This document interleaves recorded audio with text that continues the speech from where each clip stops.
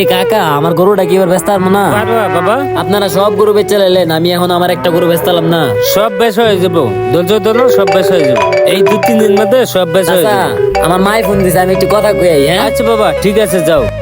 হ্যাঁ মা বলো। হ্যাঁ বাবা ভালো আছো? হ্যাঁ মা ভালো আছি, তুমি ভালো আছো? হ্যাঁ বাবা ভালো আছি। আমাকে গরুটা কি বেচে লাইছো? না মা, এখনো বিক্রি করি নাই, আছে মাত্র 2-1টা দিন। কি যে করবো কিছুই বুঝতাছি না মা। এদের মানুষও মা বালা না, বুঝছো? আমাকে গরুটারে কেনার মতো মানুষই নাই। আচ্ছা বাবা চিন্তা করো না, দেখাই দেবো গা ইনশাল্লাহ। ও মা চিন্তা করি না, সব আল্লাহ রাতে। আমাকে গরুটা বাবা মেসের কাছে দিও, নিজে যত্ন নিয়া আমাকে গরুটার যত্ন নিও। সামনে গরুটা ভালোই বাইন দেখাই। আচ্ছা মা ঠিক আছে, আল্লাহ হাফিজ। ও গরুটা তো সেই লাগতাছে, একটা থাপড় দিয়া দিই। মামা গরু এটা কত?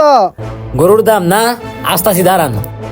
দাম ওই জায়গাতে কইবো, আবার দিয়ে ঘুরে আইতাছে, বুঝলাম না। বিদেশে আমার গরম বানাই এলো।